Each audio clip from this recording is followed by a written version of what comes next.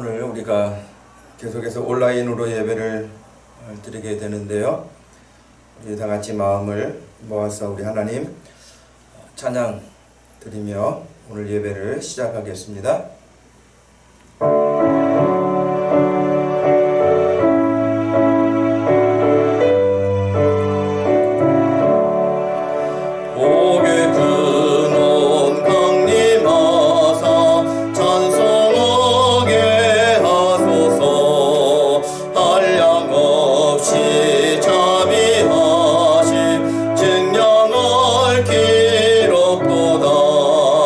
천사들의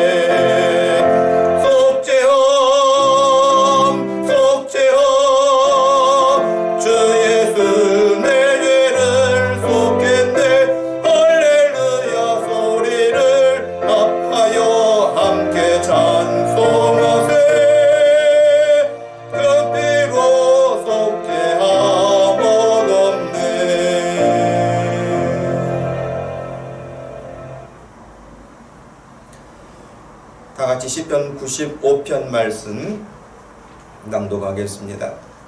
오라 우리가 여호와께 노래하며 우리의 구원의 반석을 향하여 즐거이 외치자. 우리가 감사함으로 그 앞에 나아가며 시를 지어 즐거이 그를 노래하자. 여호와는 크신 하나님이시요 모든 신들보다 크신 왕이시기 때문이로다. 땅의 깊은 곳이 그의 손 안에 있으며 산들의 높은 곳도 그의 것이로다. 바다도 그의 것이라. 그가 만드셨고 육지도 그의 손이 지으셨도다. 오라 우리가 굽혀 경배하며 우리를 지으신 여호와 앞에 무릎을 꿇자.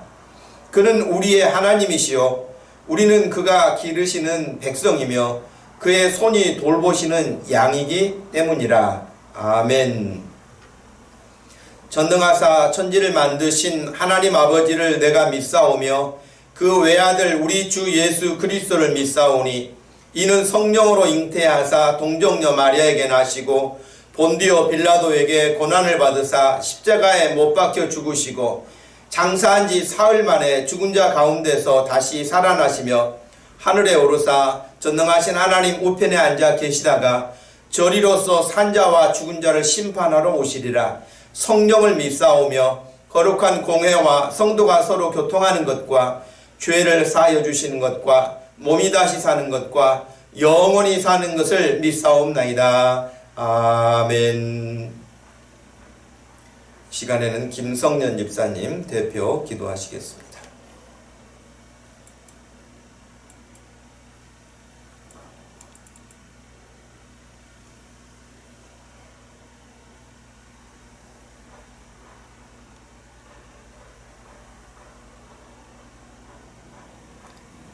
사랑과 은혜가 풍성하신 하나님 아버지 감사합니다. 지금 이 시간 예배의 자리로 인도하여 주시고 한 주간 전염병과 무더위, 태풍 등으로부터 지켜주신 하나님 은혜에 감사를 드립니다. 죄와 허물로 죽을 수밖에 없는 우리들 구원하여 주시고 천국을 소망하며 살아가게 하여 주신 은혜와 사랑에 감사드리며 이 시간 온 마음과 정성을 다하여 주님을 경배하고 찬양하오니 저희가 드리는 예배를 기쁘게 받으시고 이 시간 저희 가운데 임재하여 영광받아 주시옵소서. 전염병과 태풍, 홍수로 인해 많은 이들이 고통받고 어려움을 겪고 있습니다. 실천하는 삶을 통해 살아계신 하나님을 증거해야 할 그리스도인들이 오히려 세상 사람들이 걱정하고 염려하는 그런 상황에 이르게 되었습니다. 이 시간 이후라도 자신을 돌아보고 하나님 앞에 회개하여 한 사람 한 사람이 주님의 사랑을 실천하는 교회임을 명심하고 좌나 우로 치우침이 없이 하나님의 공의를 생각하며 온전히 주님 뜻에 합당한 이웃사랑을 실천하는 그리스도인들이 될 수 있게 인도하여 주시옵소서. 하나님 아버지, 하루빨리 이 어려움이 지나갈 수 있도록 저희들에게 지혜를 주시고 치료제와 백신이 개발되어 모든 사람들이 이전보다도 더욱 강건케 하여 주시옵시고 방역과 치료에 헌신하는 의료진과 각계의 관계자들의 수고가 헛되지 않도록 하나님의 크신 사랑으로 이루어야 주시고 은혜 베풀어 주시옵소서. 태풍과 홍수, 코로나 이런 여러 가지 이유로 경제적 손실, 또 심리적 상처, 위축 등 여러 형태로 어려운 가운데 있는 셀 수 없이 많은 사람들 불쌍히 여겨주시고 하루속히 일상으로 돌아갈 수 있도록 주님께서 간섭하여 주시옵소서. 사랑의 주님, 목사님을 비롯하여 우리 교회가 주님의 은혜로 여기까지 이르게 되었습니다. 전염병으로 인하여 모이지 못하고 있는 어려운 상황에 주님을 향한 마음이 흐트러지지 않도록 붙들어 주시고 오히려 이번 기회를 통하여 가족 전도와 온라인으로 더 많은 사람들에게 복음을 전하며 전도 범위를 확대하는 계기가 될 수 있도록 기도하기를 원합니다. 교회의 직분자들과 모든 성도들이 맡은 바 자리를 굳건히 지키며 현재 우리가 할 수 있는 일이 무엇인지를 찾아보고 주님께 무엇이라도 더 헌신할 수 있기를 원하며 무엇보다도 기도에 힘쓰기를 간구합니다. 오늘 귀한 말씀을 전하시는 목사님을 축복하시고 영육간에 강건케 하시고 목사님 가정에도 기쁨과 사랑이 충만하게 하여 주시옵소서.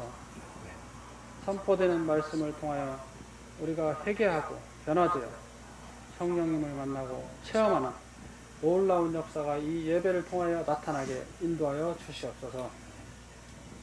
지금은 끝을 알 수 없는 힘들고 긴 터널을 지나고 있지만 두려움을 이겨낸 사람들이라는 설교 말씀의 교훈을 따라 이 또한 주님의 놀라운 은혜였음을 다시 한번 고백할 수 있도록 성령님의 인도하심 가운데 어려움을 이겨낼 수 있다는 확신을 가지고 우리 자신과 교회를 돌아보고 성도 간의 교제가 소홀히 되지 않도록 믿음 안에서 소통할 수 있는 우리 모두가 되기를 간절히 원하며 이 모든 말씀 예수 그리스도의 이름으로 기도드립니다. 아멘.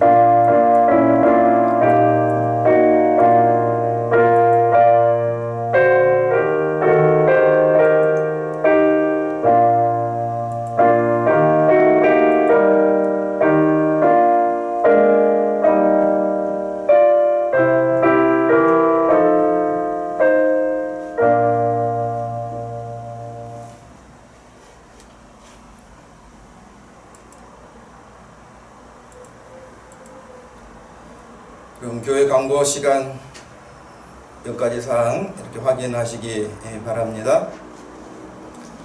코로나 확산으로 예배가 계속해서 온라인으로 진행되고 있습니다. 또 여러분 개인 예방과 또 방역에 협조하셔서 하루빨리 코로나19가 종식될 수 있도록 여러분 협력하시고 특별히 관리 잘 하셔서 건강 유지하실 수 있기를 바랍니다. 온라인으로 비대면이기 때문에 여러분 더욱 마을 모임 또 역시 온라인으로 진행하고 있습니다만은 큐티 하는 일, 또 말씀 되새기는 일, 이런 일들에 여러분들이 더 힘쓰셔서 여러분의 개인의 신앙생활이 연약한 부분이 생기지 않도록 힘써 주시길 바랍니다. 온라인으로 실시간 방송을 하게 되는데 노트북 구입한 부분을 지난주에 광고를 드렸습니다. 여러분 이 부분 제가 노력해서 하고 있는 부분은 있지만 좀 장비를 교체할 수 있도록 재정부에서 결정을 해서 저에게 보고해 주시기를 바랍니다. 7월 8월 우수마을 종합우승은 안진남마을입니다. 큐티 마을 모임 댓글 참여하는 모든 일들에 골고루 다 열심을 내셔서 우승을 하셨고, 큐티는 김선의 마을이 217회로 그 마을 식구들이 거의 다 열심히 참여하셔서 큐티 부분에는 김선의 마을이 우수마을이 됐습니다. 이 부분도 저희가 시상하도록 그렇게 준비하겠습니다.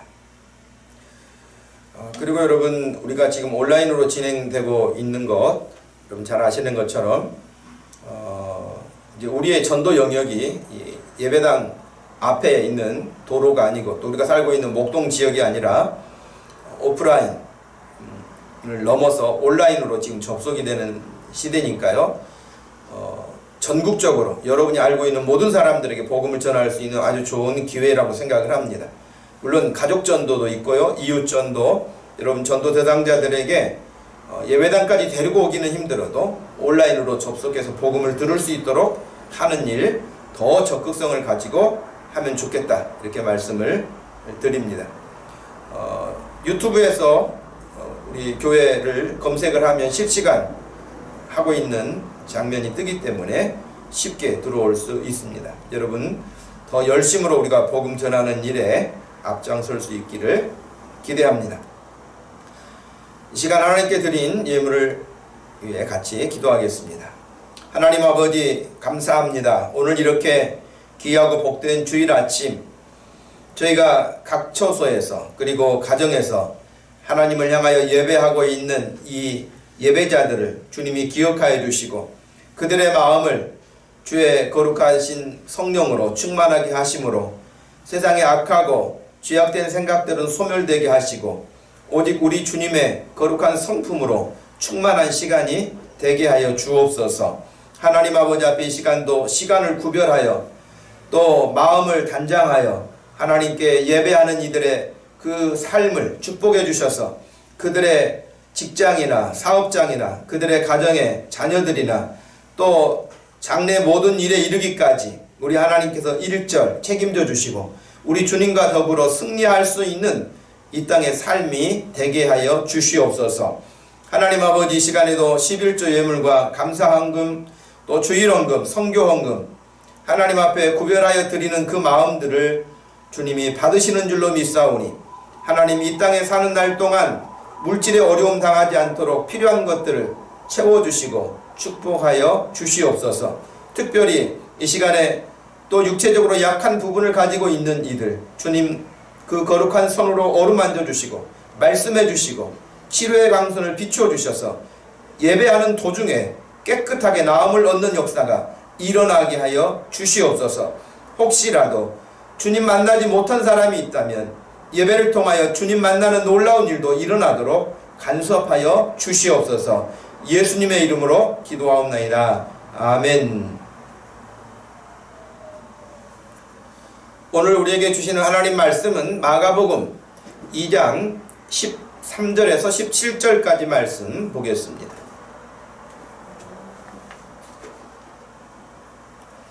마가복음 2장 13절에서 17절까지 있는 말씀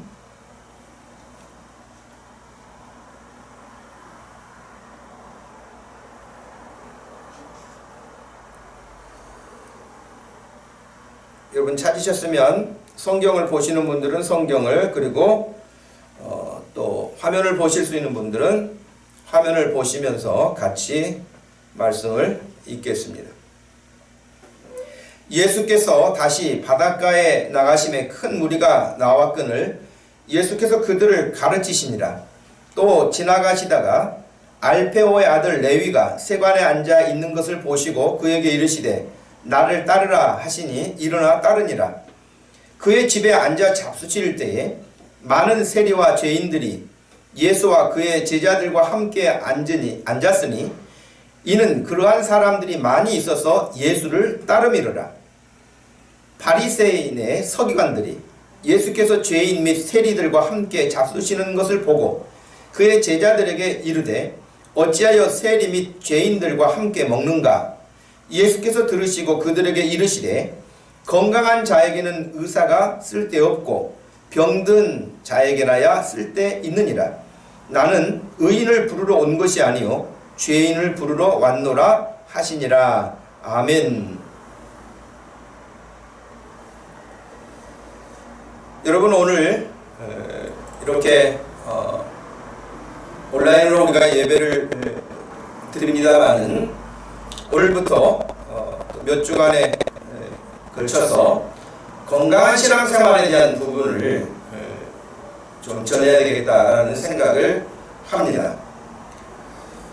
지금 우리는 이전에 경험하지 못한 코로나19라고 하는 이 엄청난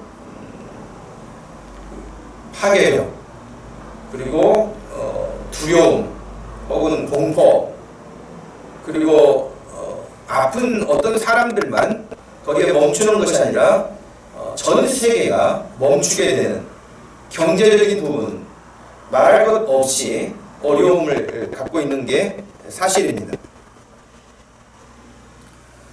우리가 이전에 코로나 이전에 즐겁게 지냈던 시간들 함께 웃고 떠들며 식사하고 여행하고 보냈던 먹고 마시고 마음껏 지냈던 그 시간들이 사실은 얼마나 귀한 것이었는지 그렇게 감사하게 느끼지 못하고 지내왔던 것을 새삼 느끼게 되는 시기이기도 합니다. 우리는 이런 일을 지금 경험하면서 교회가 이런 일을 만났을 때 또 그리스도인들이 이런 일을 만났을 때 어떻게 해야 되는가 하는 부분들도 사실은 매우 중요한 부분입니다. 2020년 금년 초 2월 7일에 기독교 윤리실천 운동을 하는 사람들이 있습니다. 흔히 기윤실이라고 말을 하죠. 여러분 그 기훈실에서 발표한 자료들을 제가 한 가지 보여드리려고 하는데요. 기훈실에서 우리 한국 교회에 대해서 일반 사람들이 어떻게 생각하는지 그 부분들을 발표한 부분들이 있습니다. 이런 조사를 발표할 때마다 사실은 좀 긍정적이지 않습니다. 한국 사람들, 예수님을 믿는 사람이나 타 종교를 가지고 있거나 혹은 종교가 없거나 상관없이 이렇게 사람들에게 설문조사해서 발표하는 그런 결과인데요. 그런 결과를 들을 때마다 별로 마음이 편치 않는 부분들도 많이 있죠. 한국 교회를 종합적으로 얼마 정도 신뢰하느냐라고 했을 때에 질문자의 31.8%만 그래도 신뢰한다, 약간 신뢰한다, 매우 신뢰한다를 포함해서 신뢰한다고 되어 있고요. 신뢰하지 않는다, 별로 신뢰하지 않는다, 전혀 신뢰하지 않는다라는 퍼센트가 63.9%였습니다. 또 목회자와 그리스도인들의 말과 행동에 믿음이 간다라는 질문에 대해서도 신뢰도와 비슷한 결과가 나왔는데 목회자의 경우 신뢰한다가 30%였고요. 신뢰하지 않는다가 68%였습니다. 기독교인들에 대한 부분 신뢰한다 32%, 신뢰하지 않는다가 65% 나왔습니다. 정연승이라고는 단국대 교수는 이 발표하는 날 기조연설에서 우리나라 국민 3명 중 1명 정도만 한국교회를 신뢰하는 것으로 볼 수 있다며 전반적인 신뢰도가 매우 낮아 많은 개선 노력이 필요함을 보여준다라고 그렇게 언급했습니다. 그런데 이제 저는 더 사실은 충격적으로 이렇게 느껴졌던 게 뭐냐면 우리에 대해서 그렇게 신뢰하지 않는 그 사람들이 똑같은 질문에서 그렇다면 신뢰하는 종교가 뭐냐라고 물었을 때는 로마 카톨릭 교회를 33%가 신뢰한다고 그랬고요. 불교가 23%, 우리 기독교는 6.1%로 떨어집니다. 우리 기독교인 스스로가 기독교를 신뢰한다고 대답한 숫자도 그렇게 많지는 않습니다. 77%가 나오긴 했습니다. 100%가 아닙니다. 제가 우려하는 것은 이 설문조사가 시작된 2009년부터 계속해서 떨어지고 있다고 하는 것입니다. 2009년도에 10.8%, 2013년도에 8.6%, 2017년도에 6.9%로 떨어지더니 2020년에는 6.1%까지 하락했습니다. 이런 사람들, 이렇게 답변하는 사람들은 그러면 코로나19 이후에는 저는 겁이 나서 볼 수 없을 만큼 정도가 됐죠. 그런데 이런 그 사람들이 종교에 대한, 기독교가 됐든 불교가 됐든 천주교가 됐든 그 다른 종교는 그만두고라도 우리 기독교인들이 기억해야 될 것은 믿지 않는 사람들이라 할지라도 종교를 가지고 있다, 교회를 다닌다, 예수를 믿는다, 목사다, 크리스찬이다 라고 하면 첫 번째로 요구하는 것이 성숙한 인격이라는 거예요. 77%에 해당하는 사람들이 성숙한 인격을 기대하고 있고요. 높은 도덕성을 68%, 높은 사회 봉사율을 혹은 기부하는 것 36%였습니다. 우리는 열심히 헌금해서 구제사업 많이 하면 사람들이 다 좋아할 것으로 여기지만 여러분 그렇지 않아요. 성숙한 인격이 77%, 높은 도덕성이 68%에 해당한다는 것을 생각한다면 여러분 우리가 어떻게 살아야 하는가를 예수 믿지 않는 사람들이 우리에게 말하고 있는 것이기도 합니다. 또 마지막 사유에 해당한 것이 절제된 삶을 그들은 우리에게 기대하고 있다는 것입니다. 술이나 담배 그런 것들을 피우고 마실 때는 다 같이 잘 어울리는 것처럼 생각하지만, 그러나 그들의 마음 한켠에서는 그리스도인들이라고 한다면 그런 삶까지도 절제한 경건한 그런 모습을 보기를 기대하고 있다고 하는 것입니다. 이런 사람들이 종교에 대한 자신들이 필요로 여긴다고 하는 항목에서는 힘들고 지친 현실에서 종교의 역할은 더욱 중요하다고 공감하고 있습니다. 또 사회가 불안할수록 종교를 믿는 사람이 늘어날 것으로 본다고 생각하는 사람들도 60%에 해당했습니다. 여러분, 그렇기 때문에 지금 불안전하고 공포스럽고 여러 가지로 혼란스러운 이런 사회 환경에서 기독교가, 예수 믿는 사람들이, 예수의 제자가 정말 거기에 미치지 못하는, 기대에 미치지 못하는, 주님이 원하시는 기대는 두 번째 하고, 이 세상 사람들이 바라보는 기준에도 미치지 못하는 수준을 가지고 우리가 살아간다고 한다면 그건 심각한 문제가 되죠. 그러나 그들이 또 한편에 기대하고 있는 것처럼, 이렇게 지금 코로나19나 경제적으로 정말 위축당하는 이런 환경에 뭘 어떻게 해야 될지 모르는 이런 상황에서 그래도 또 마음 한편에서는 종교를 갖고 싶은 그런 마음이, 기대고 싶은, 위로받고 싶은 그런 마음이 있다고 하는 것입니다.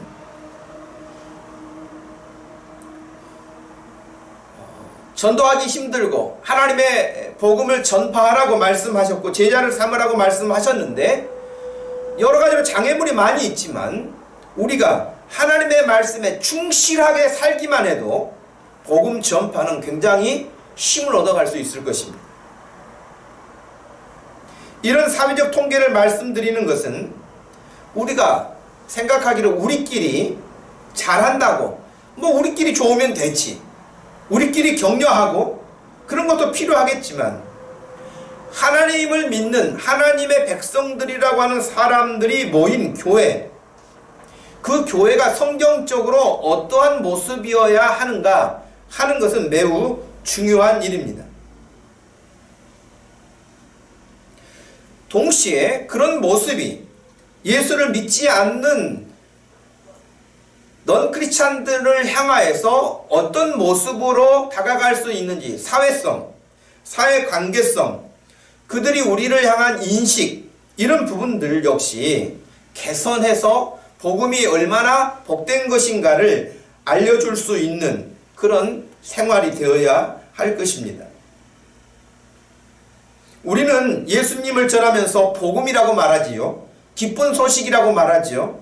하지만 받아들이는 넌 크리스찬들의 입장에서는 별로 복음이지 않는, 교회 다니는 사람들 보니까 정말 뭐가 있기는 있구나, 예수 믿는 사람들 보니까 뭐가 있기는 있구나, 뭐가 다르긴 다르구나, 그래서 내가 누리지 못하는, 내가 알지 못하는 그런 것들 저 사람들은 어떻게 해서 누리고 있는가, 그런 궁금증이 있어야 되는데 오히려 지탄의 대상이 돼서 별로 교회에 가고 싶은 마음이 들지 않는.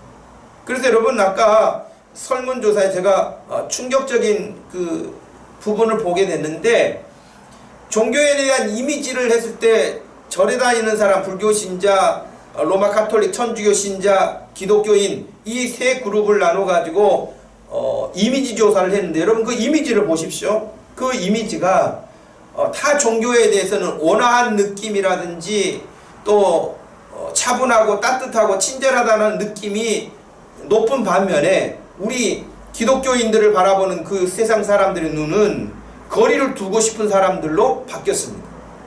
가까이 하고 싶은 사람이 아니라 거리를 두고 싶은 사람,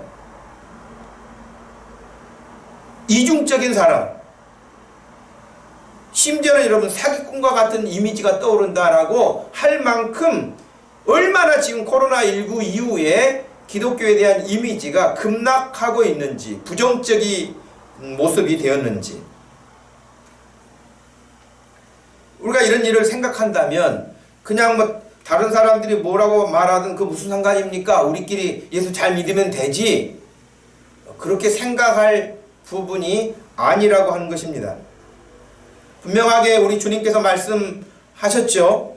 마태복음 5장에서 예수님이 이렇게 말씀하셨습니다. 같이 한번 읽어보십시다. 마태복음 5장 13절에서 16절 말씀 이렇게 하셨습니다. 너희는 세상의 소금이니 소금이 만일 그 맛을 잃으면 무엇으로 짜게 하리요? 후에는 아무 쓸데없어 다만 밖에 버려져 사람에게 밟힐 뿐이니라. 너희는 세상의 빛이라. 산 위에 있는 동네가 숨겨지지 못할 것이요 사람이 등불을 켜서 말 아래 두지 아니하고 등경 위에 두나니 이러므로 집안 모든 사람에게 비치느니라. 이같이 너희 빛이 사람 앞에 비치게 하여 그들로 너희 착한 행실을 보고 하늘에 계신 너희 아버지께 영광을 돌리게 하라. 아멘. 분명히 너희 착한 행실을 보고 하늘에 계신 너희 아버지께 영광을 돌리게 하라고 예수님이 말씀하셨잖아요. 그러니 뭐 예수 믿지 않는 사람들, 세상 사람들, 그 사람들이 뭐 어떻게 보든지 상관없습니다. 그냥 우리끼리 잘하면 됩니다. 이렇게 그냥 무시하고 지나갈 만한 부분이 아니라고 하는 것이죠. 사람들은 또 그렇게 생각을 해요. 너무 언론이 기독교에 대해서 공격적이고 크리스찬들에 대해서, 교회에 대해서 부정적인 이미지를 계속 보도하기 때문에 그렇습니다. 우리가 너무 손해를 봅니다. 너무 억울합니다. 물론 그런 영역이 있어요. 그런 영역이 있습니다. 그러나 여러분, 더 중요한 건 뭐겠습니까? 그 소스를 제공하는 1차적인 소스를 주지 않는 것이죠. 그런 뉴스거리가 될 만한 일을 하지 않는 것이죠. 그런 삶을 살지 않으면 되는 것이잖아요. 그런 삶을 살아놓고 언론이 우리를 그렇게 부정적으로 매도한다 라고 하는 이야기 할 필요가 없다는 것입니다. 그들이 우리를 그렇게 부정적으로 보고 싶어서 우리를 아주 집중적으로 다가와서 찾아보고 또 우리를 살펴보고 해도 정말 빛이 되고 소금이 되는 그런 모습을 보면서 야, 정말 크리스찬들은 달라, 예수 믿는 사람들은 달라, 교회는 달라, 이렇게 나올 수밖에 없는 그런 삶이 되어야 되지 않을까요? 그런 면에서 우리가 지금 건강한 신앙생활에 대한 부분을 좀 살펴보려고 하는데요. 오늘 첫 시간으로 믿음에 대한 부분을 보려고 합니다. 믿음. 오늘 우리가 읽었던 말씀에서도 그랬잖아요. 그들에게 이르시되 건강한 사람에게는 의사가 쓸데없고 병든 사람에게는 의사가 필요하다. 나는 의인을 부르러 온 것이 아니고 죄인을 부르러 왔다. 내가 의인을 부르러 온 것이 아니다. 죄인을 부르러 왔다. 이렇게 말씀을 하셨습니다. 여러분, 이런 말씀을 우리가 기억할 때에 내가 믿고 있는 이 믿음이라고 하는 것, 내가 가지고 있는 믿음이라고 하는 것이 어떤 것인가? 내가 지금 잘 믿고 있는 것인가? 바르게 믿고 있는 것인가? 교회를 통해서 바르게 믿음을 지도받고 있는 것인가? 하는 것들을 이번 기회에 다시 점검해야 할 기회라고 여겨집니다. 혹시라도 나는 나름대로 잘 믿고 열심히 한다고 했는데 그것이 하나님께 욕되게 한 것은 없는가? 교회를 욕되게 한 것은 없는가? 이런 걸 살펴볼 수 있는, 아주 쉽게 믿음이라고 하면 우리는 하나님을 믿는다 라고 하는 것이잖아요. 하나님을 믿는다. 그렇죠. 하나님을 믿는 것, 그것이 우리 믿음의 출발이죠. 여기서 물론 그 하나님이 누구시냐? 삼위일체 하나님, 혹은 예수님이 가지신 인성과 신성의 문제, 뭐 이런 문제를 지금 다루고자 하는 것은 아닙니다. 보통 여러분, 제가 신학 공부할 때에 신학 공부를 뭐 학부 때부터 하면은 7년을 공부하는 거 아니겠습니까? 7년을 공부할 때에 다양한 과목들을 이렇게 이수하게 됩니다.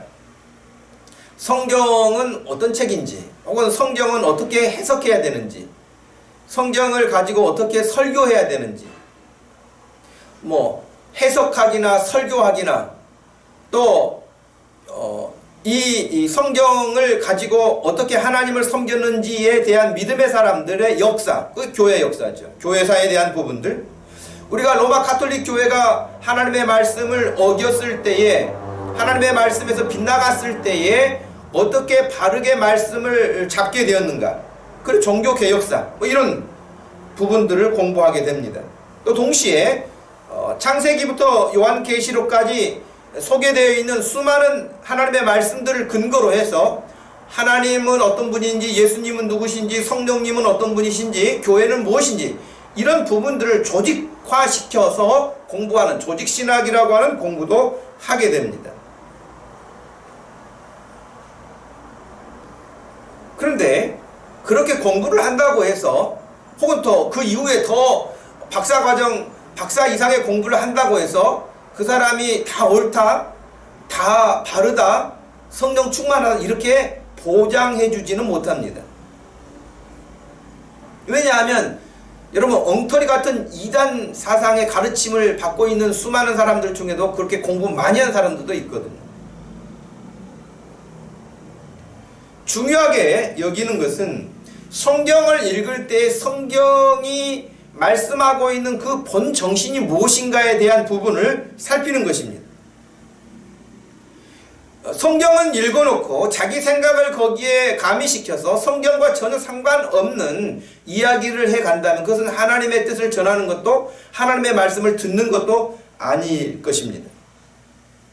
지금 우리나라만 해도 여러분, 얼마나 많은 이단들이 미혹하고 그릇된 가르침으로 사람들을 혼란케 하고 있습니까? 오히려 그들은 여러분, 사회봉사활동이나 여러가지 선한 일들을 찾아 하면서 기독교인들이 비판의 대상이 될 때에 자신들의 선행을 더 드러내서 기독교인들과 우리는 다르다, 기독교인 가운데서 우리가 진짜다, 이렇게까지 박차고 나오는 그런 지금 시기입니다. 근데 여러분, 교회 성도들이 혼란스러울 수밖에 없는 여러 가지 이유가 있는데, 최근에 여러분 보신 것처럼 너무 일반 믿지 않는 사람들도 다 알 수 있을 만큼 된 정광훈 씨에 대한 그런 이야기, 하나님 까불면 나한테 죽어, 이런 이야기를 제가 설교를 준비하기 위해서 다시 유튜브를 가서 찾아보니까 정말 그 이야기를 했습니다. 물론 그 이야기를 할 때 하나님과 내가 이만큼 친하다, 그 이야기를 강조하더라고요. 여러분, 아무리 하나님과 친밀함을 강조한다 그래서 하나님 까불면 나한테 죽어, 이런 이야기를 할 수 있겠습니까?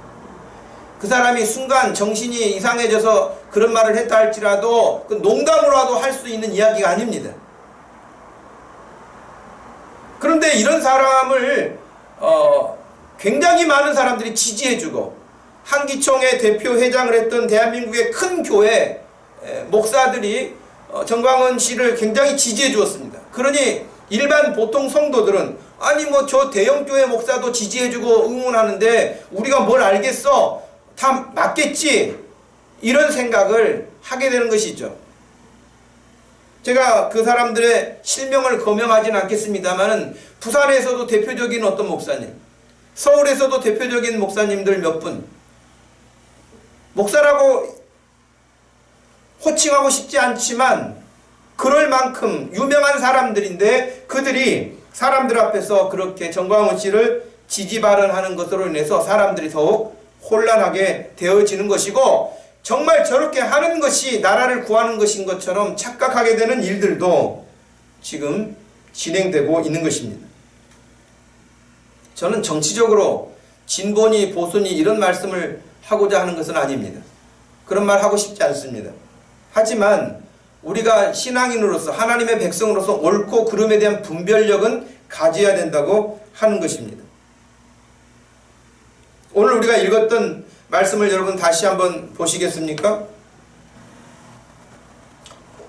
여러분, 오늘 읽었던 말씀을 다시 한번 보시게 된다면, 예수님께서 만난 사람들이 누굽니까?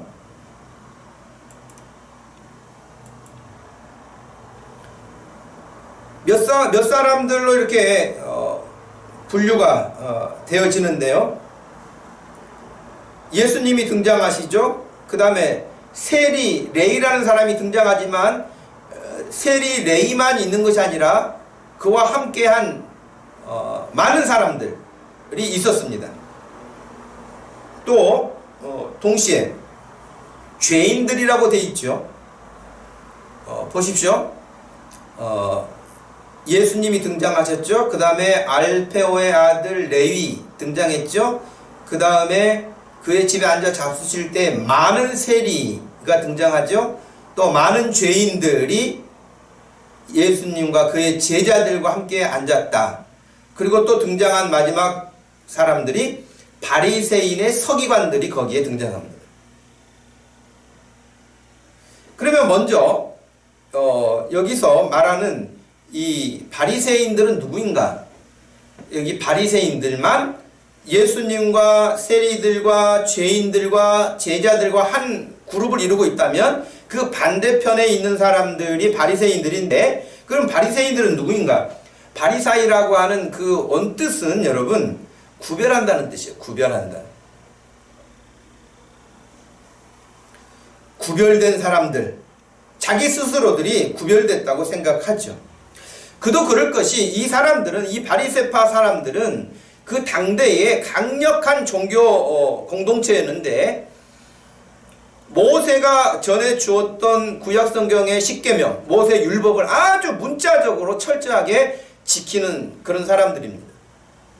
여러분, 그것도 부족하여서 장로들, 그 옛날부터 계속해서 내려오는 유전, 전통, 이런 것까지 율법과 똑같은 선상에 올려놓고 그들이 지키는 정도였습니다. 그래서 여러분, 마태복음 15장 말씀에 따르면 1절, 2절에 이런 말씀이 나와요. 그때 바리새인과 서기관들이 예루살렘으로부터 예수께 나와 이르되 당신의 제자들이 어찌하여 장로들의 전통을 범합니까? 지키지 않습니까? 떡 먹을 때 손을 씻지 않았습니다. 라고 하면서 예수님께 시비를 걸었습니다. 왜 당신의 제자들은 장로들이 가르쳐줬고 우리가 대대로 지켜왔던 그 전통을 지키지 않습니까? 라고 할 만큼. 그래서 그들이 생각할 때 자기들은 철두철미하게 지키는 사람들이었거든요. 그리고 또 어떻게 좋은 의미로 생각한다면 이 사람들은요, 하나님을 잘 믿어보고 싶은 사람들이었어요. 하나님의 말씀을 철저하게 순종하고 싶은 사람들이었어요.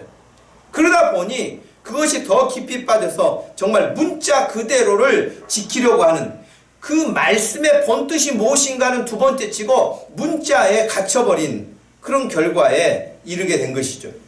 그러므로 종교적인 어떤 부분에 있어서는 이 바리새인들을 우리가 흉내낼 수도 없을 만큼 얼마나 철두철미한 사람들인지 모릅니다. 이런 사람들 눈에 세리나 죄인들은 누군가?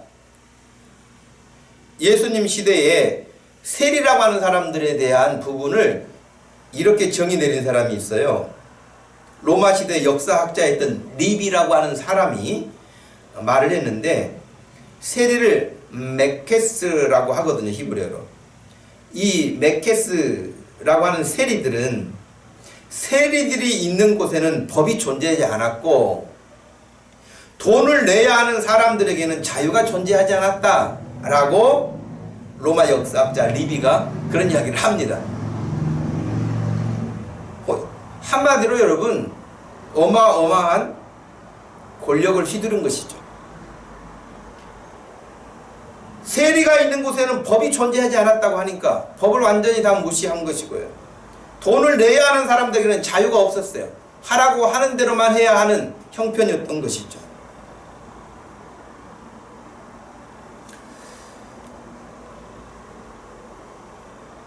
여러분, 죄인들이라고 하는 사람들, 이 사람들은 특별히 바리새인들이 볼 때에 철저하게 말씀을 따라 살려고 하는 것에 비해서 말씀을 지키지 않는 사람들, 율법을 잘 지키지 않는 사람들,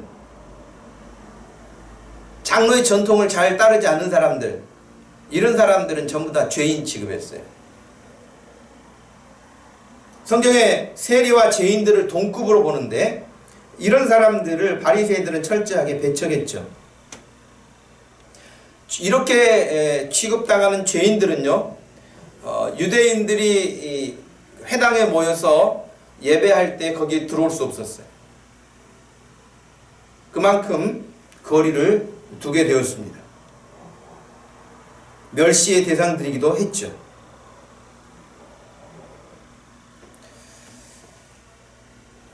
그런데 오늘 우리가 읽었던 본문 말씀에 따르면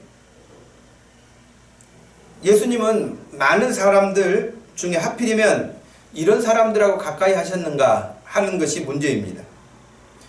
바리새인들의 눈에 죄인들이고 세리들, 매국노와 같은 존재들, 민족에 정말 있어서는 안 될 그런 존재들, 이런 사람들과 예수님이 가까이 지내고 음식도 같이 드시고 하는 이런 장면이 아주 못마땅할 수밖에 없었던 것이죠. 그러면 오늘 본문에서 우리가 건강한 신앙생활을 하려고 할 때에 어떤 믿음을 가져야 될 것인가 하는 부분입니다. 어떤 믿음은 병든 믿음이라고 할 수 있고요, 어떤 믿음은 건강한 믿음이라고 할 수 있습니다. 본래 유대인의 그 사고, 히브리 사고에서 믿음이라고 하는 것은 어떤 의미가 있냐면 단순히 내가 뭔가를 인식해가지고 내가 이걸 믿어야 되겠구나 라고 지식적으로 알아차리는 정도의 의미가 아닙니다. 혹은 감정적으로 내가 그래 내가 믿어줄게 라고 하는 정도의 의미도 넘어섭니다. 오히려 그들에게 있어서 믿음이라고 하는 것은 한 공동체 안에 누군가가 그 공동체의 일원이 되고자 했을 때 여러 가지 질문을 하고 그 질문에 흡족한 답이 돌아오게 되면 자기 공동체의 일원으로 받아주고 같이 음식을 먹고 같이 생활을 하고 그 공동체의 한 팀이 되는 것이에요. 그리고 그 공동체로부터 주어지는 어떤 안전이나 축복이나 보장받을 수 있는 이런 조건들을 누리게 되는 거예요. 그래서 믿음이라고 했을 때는 그 공동체에 들어와서 딱 접합되어지는, 한 몸이 되어지는, 마치 요한복음 15장에 예수님이 포도나무 가지 비유해서 가지가 온 줄기에 붙어있지 않으면 이라고 했을 때와 같은 거예요. 또 로마서에 있어서 사도 바울이 돌 감람나무가 온 감람나무에 접붙임을 받는 것과 같다, 그런 똑같은 의미입니다. 그래서 믿음이라고 하는 것은 단순히 그냥 거기 내가 안다, 그 사람을 안다, 내가 거기를 몇 번 갔다 이런 정도가 아니고 완전히 그 공동체의 한 사람, 한 멤버가 되어서 한 몸이 된 거예요. 그것을 믿음이라고 하거든요. 그 히브리인들의 사고에 있어서. 그런데 지금 오늘 장면에서 여러분, 예수 그리스도와 같이 음식을 먹고 마시고 그 잔치에 함께하고 있는 사람들은 하나님의 말씀을 철저하게 붙잡고 잘 지킨다고 하는 바리새인들이 아니었어요. 서기관들이 아니었어요. 그들이 완전히 지금 왕따시키고 있고 소외시키고 있는 죄인들이었어요. 그리고 세리들이었어요. 오늘 본문 말씀에 따르면 여러분, 중요한 단어를 볼 수 있는데 그게 뭐냐면 예수님이 오셔서 부르십니다. 부르시는데 레위를 부르셨잖아요. 나를 따르라. 이르시되 나를 따르라 하시니, 여러분 집에 갔다 와서요 부모님께 말씀드리고요, 혹은 형제들에게 이야기해보고요, 혹은 직장 상사에게 말하고요 등등 아무 말도 없이 거기에 아주 단순하게 기록되고 있습니다. 일어나 따르니라. 아멘. 예수 그리스도가 부르시는 그 부름에 아무 다른 이유가 없이 그냥 그 부름에 네 하고 일어서는 것입니다. 우리의 믿음 생활은 예수 그리스도가 원하시는 그 일에 더 이상의 어떤 이유나 핑계가 없이 그냥 네 할 수 있는 것입니다. 근데 문제가 뭐겠습니까? 정말 여기서는 예수님이 부르셨기 때문에 더 이상 뭐 말할 게 없어요.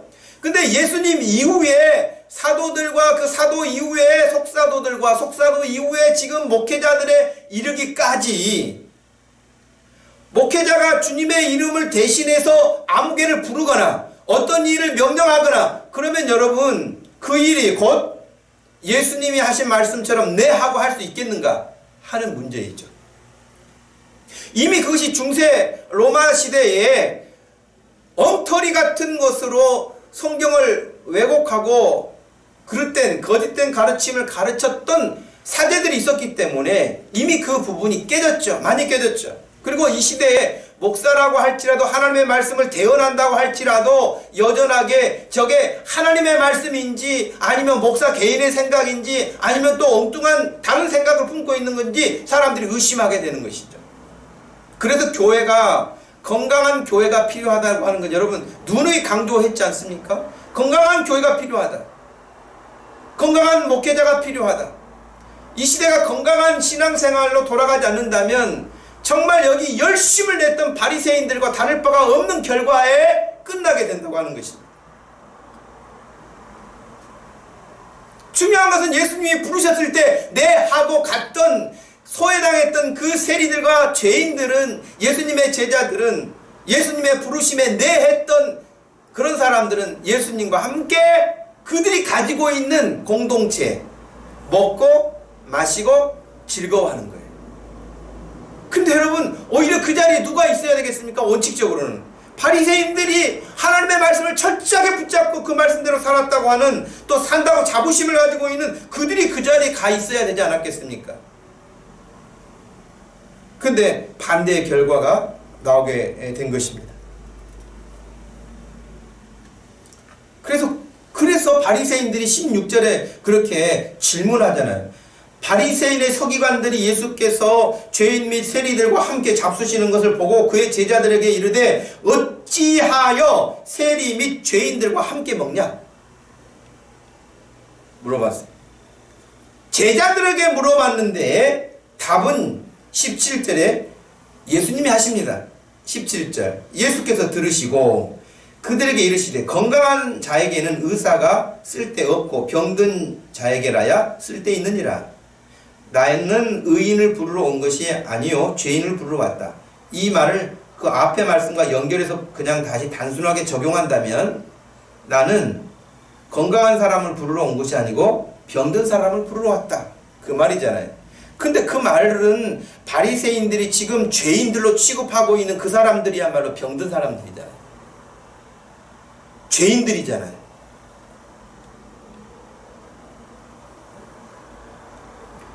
오늘 우리가 읽은 말씀에서 건강한 믿음은 어떻게 하는 것이 건강한 믿음일까? 그것은 이미 언급해 드린 것처럼 예수님이 하신 말씀에 더 이상 핑계나 다른 이유를 대지 않고 네 하는 것이에요. 네. 하나님의 말씀을 보면서 성령께서 여러분에게 깨우침을 주시고 교회를 통해서 가르침을 받았을 때에 더 이상 그 부분에 대해서 이런저런 계산하는 거 아니에요. 예수님의 제자들이 바다에서 그물을 던지고 또 그물을 손질하고 그럴 때에 예수님이 부르시던 그 순간 그들이 그 모든 것을 다 버려두고 따랐다 그렇게 돼 있잖아요. 오늘 이 시대도 예수 그리스도의 말씀 앞에 하나님의 말씀 앞에 우리가 그와 같은 자세를 가질 때에 또 그렇게 가르침을 받을 수 있는 교회, 그렇게 가르침을 받을 수 있는 목회자, 그럴 수 있는 성도들 이렇게 되어졌을 때라야 건강한 신앙생활의 유지가 가능합니다.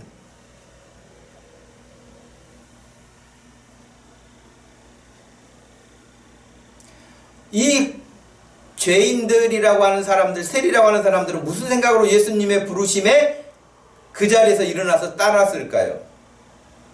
저는 이런 생각이 들어요.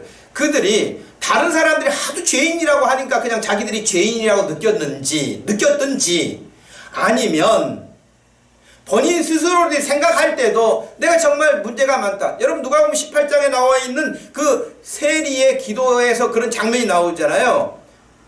주여 나는 죄인이로소이다 라고 하면서 자기 가슴을 치잖아요. 나는 죄인이로소이다. 그래요. 자기 스스로도 죄인으로 인정을 하고요. 다른 사람들도 죄인이라고 자꾸 하니까 그들은 하나님 앞에 자기들이 죄인이라고 생각했어요.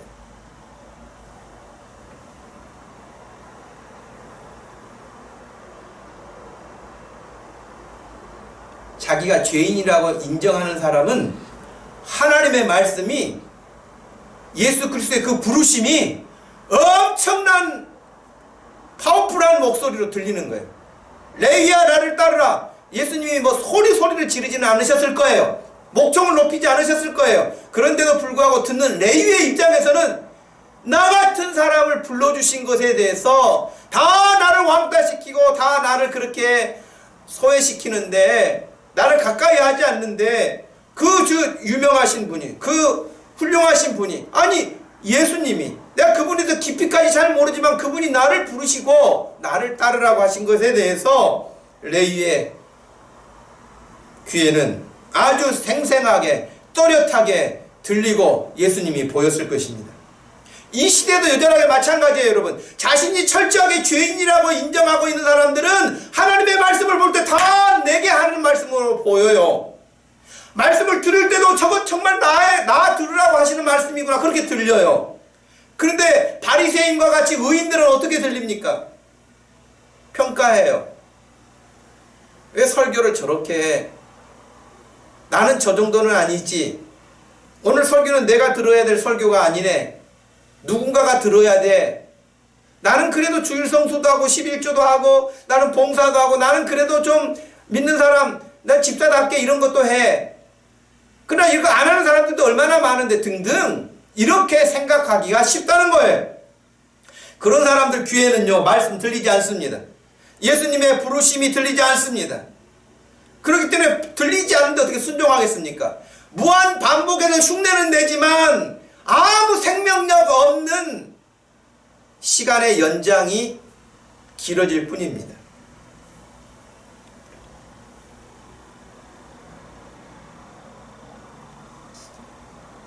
자신을 죄인이라고 인정하는 사람. 예수님이 심령이 가난한 자가 복이 있다고 왜 말씀하셨겠어요? 애통하는 자가 왜 복이 있다고 말씀하셨겠어요?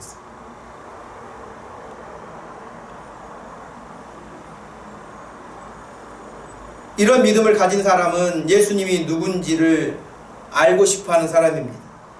더 알아가고 싶은 사람입니다. 그냥 예수님 이름만 아는 것이 아니라 그분이 도대체 그분이 왜 오셨는지, 왜 나 같은 자를 부르셨는지, 왜 나 같은 자에게 은혜를 베푸시는지, 왜 나 같은 자를 위해서 십자가를 대신 죽고 죽으셨는지, 왜 나 같은 자를 위해서 약속하셨는지 그 부분에 대해서 끊임없이 배워가고 그 은혜 앞에 만왕의 왕이신 그분 앞에 경배할 수밖에 없는 것이죠. 여러분 요즘에 뉴스는 하도 가짜 뉴스가 많아서요 팩트체크라고 하는 항목이 생겼잖아요. 그런 코너가 생겼는데 저는 지금 이 시대야말로 여러분 우리가 이제 유튜브가 이렇게 온라인으로 할 수 있는 시대가 돼서 지금도 온라인 예배를 드리고 있잖아요. 이 순간에도 이런 지금 좋은 것이기도 하지만 여러분 우리가 좋으면 사탄은 안 좋을까요? 사탄도 좋아요. 여러분 사탄 마귀도 온라인을 아주 적극적으로 잘 활용합니다. 그렇기 때문에 온갖 거짓 복음과 가짜 뉴스들, 가짜 복음들을 양산해내는 거예요. 그러니 사람들은 무방비 상태에서 다 기독교의 탈을 쓰고 있으니까 또 나름 유명한 사람들이 하는 말이니까 그렇게 다 듣고 앉아있으면서 이것이 독이 되는 것인지 약이 되는 것인지 분별을 못하는 거예요. 그래서 여러분 말씀을 들을 때는 항상 팩트 체크가 되어져야 합니다. 사도행전에 나오는 베레아 사람들이 그런 사람들이 있잖아요. 말씀을 듣고 나면 이 말씀이 그러한가 하여 그 말씀을 상고에다 그렇게 되어 있거든요. 상고에다 되새겨보았다. 또 보았다. 제가 여러분 우리 교회에서 여러분들을 계속 강조하고 있는 게 뭡니까? 주일 예배 여러분 이렇게 드리잖아요. 이렇게 예배 드리지만 여러분 주중에 마을 모임도 하고 큐티도 하지만 또 설교를 한번 들어보시거나 설교 본문을 한번 읽어보십시오. 설교 원문을 다시 한번 읽어보십시오. 그리고 정말 내가 이해해야 될 하나님의 말씀을 바르게 이해했는가를 확인해 보십시오. 그렇게 해야만 여러분의 믿음이 성장합니다. 그래야만 우리의 믿음이 건강한 믿음으로 갈 수가 있다고 하는 것입니다.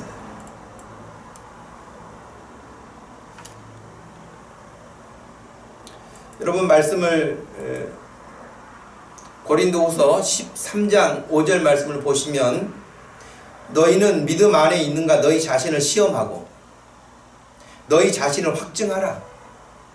예수 그리스도께서 너희 안에 계신 줄을 너희가 스스로 알지 못하느냐? 그렇지 않으면 너희는 버림받은 자니라.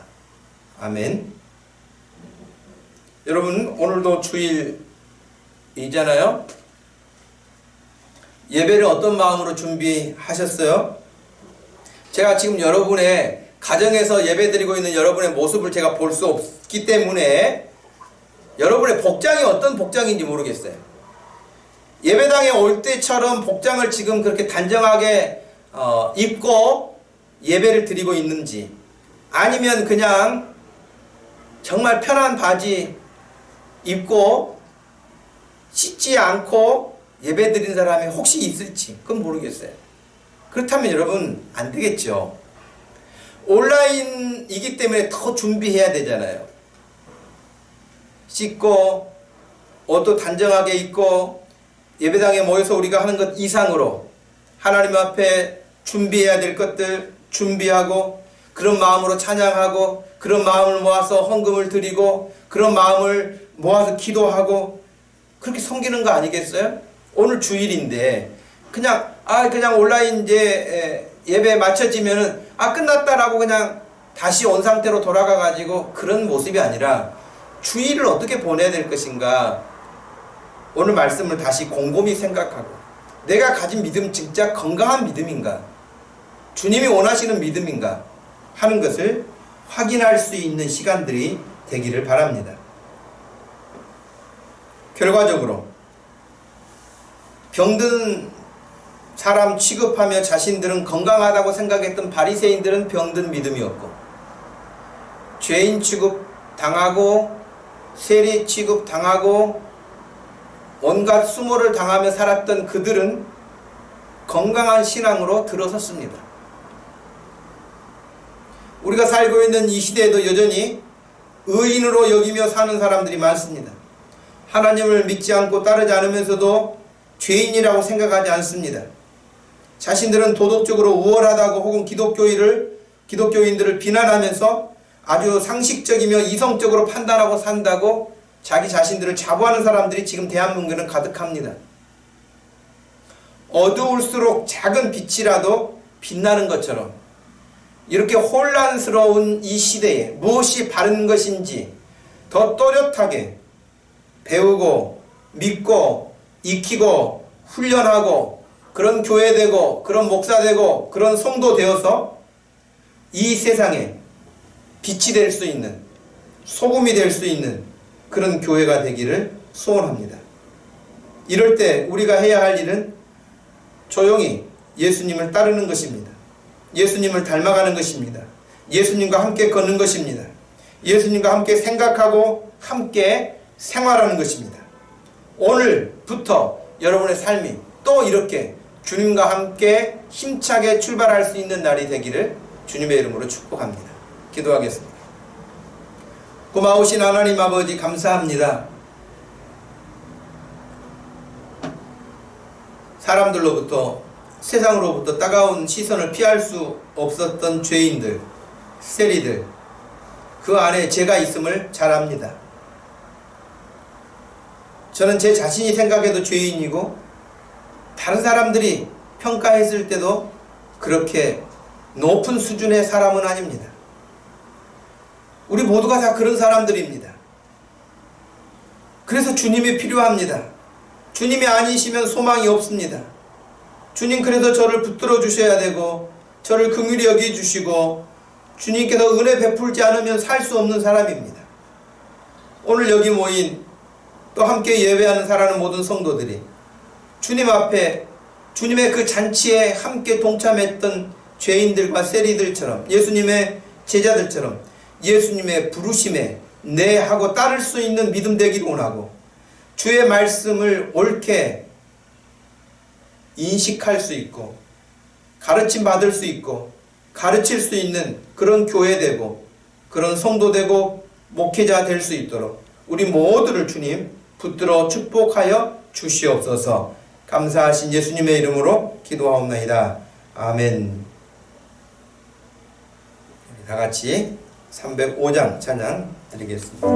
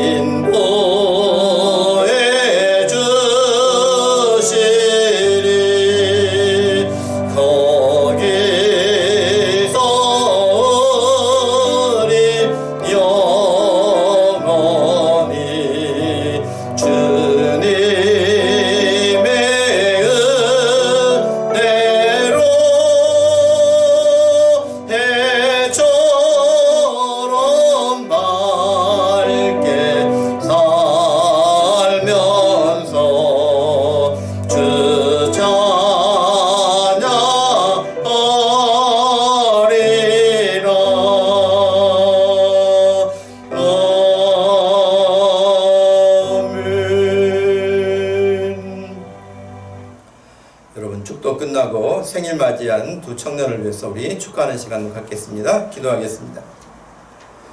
하나님 아버지, 이 시간도 우리 주 예수 그리스도의 그 크신 은혜 가운데 있는 주님의 은혜와 우리 하나님 아버지의 변함없으시고 그 깊으신 사랑과 성령 하나님의 위로하심과 교통하심이 말씀을 교훈받고 늘 그 말씀 따라 우리 주님의 부르심에 내하고 살기 원하는 사랑하는 모든 성도들 머리 위에 가정 위에 자녀들 위에 지금부터 영원토록 함께 계실지어다. 아멘.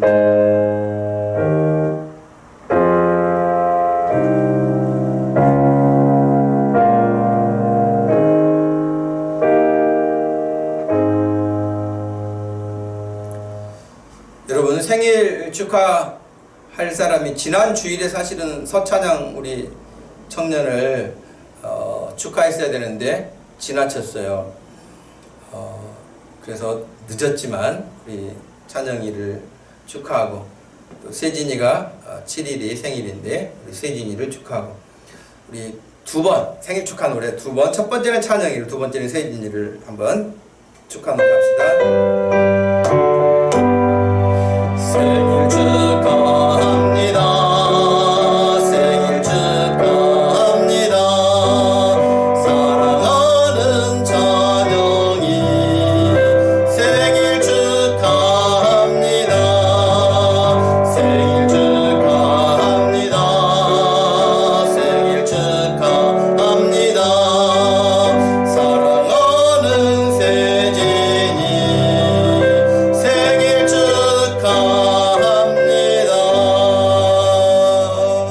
한번 기도하겠습니다.